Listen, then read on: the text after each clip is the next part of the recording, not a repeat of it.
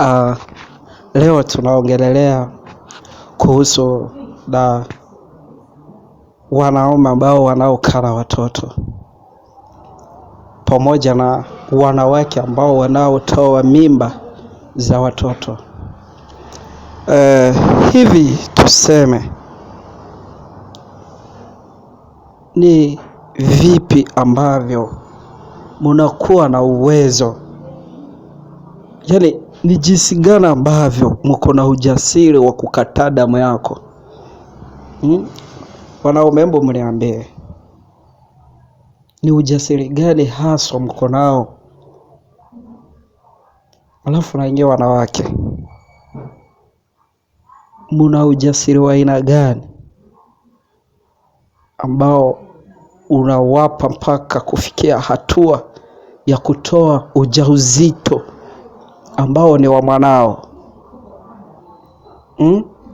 Hivi ukikataa huyo mtoto, unajua kesho ama kesho yake atakuwa nani?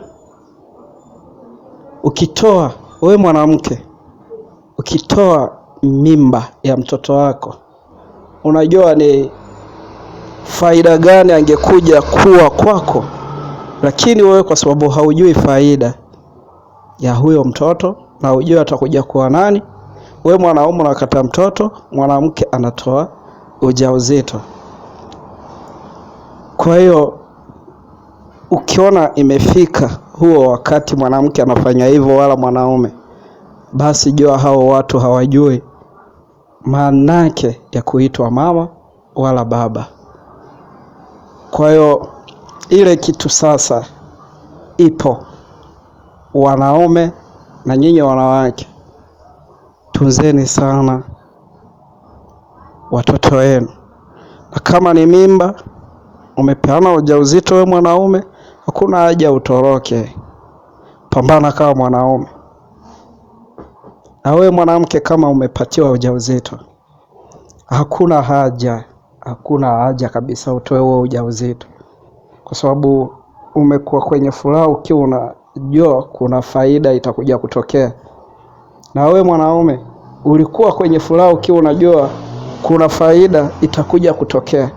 Kwani wewe mwanaume na wewe mwanamke, mnakutana kwa kujifurahisha tu ama mnakutana kwa kupata faida ya familia? Naomba tu tuelewane na tuzungumze. Mnahitaji faida ya familia ama mnakutana tu kufurahia tu hivyo kwa kuwa uko na mtu umeonana na yeye? Kwa sababu siku hizi kuna watu ambao hawajui utamu wa mtoto. Kuna watu ambao hawajui faida ya kuwa na mtoto.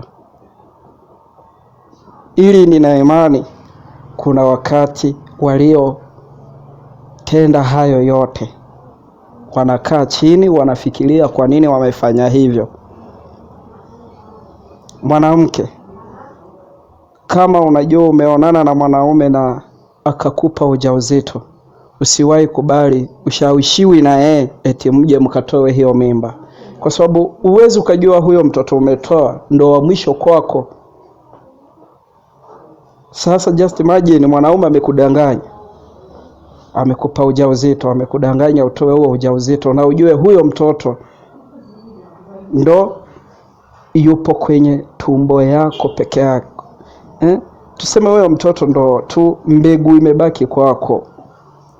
Ukiitoa hiyo mbegu, utakuwa na ujuzi wa kupandilia ingine? Ama utaishi tu kwa kuwa unajilaumu na kujutia na kutiririsha machozi na kusema nilikosea?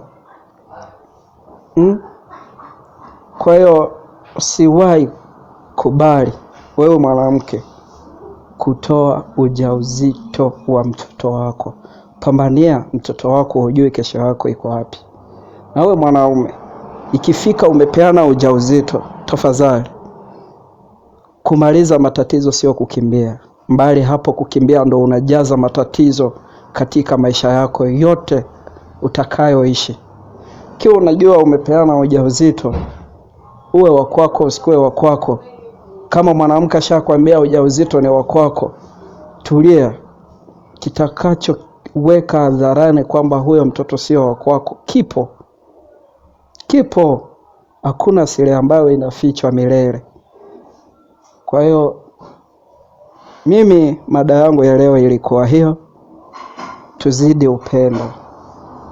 Yaani ndio kile kitu ambacho nilichokiongea juzi kwa video ya kwanza, kuwa mapenzi ndiyo kitu cha kwanza kwa hii dunia. Kwa sababu mapenzi, hata ukiwa na pesa na hauna mapenzi, hapana. Hayo ndio yale mapenzi ambayo niliyoyaongelelea kwa video ya kwanza. Sasa tunashukuru, tunaomba mfanye subscribe, mshare, comment na like pia, ndio hii video iweze kufikia watu wengi.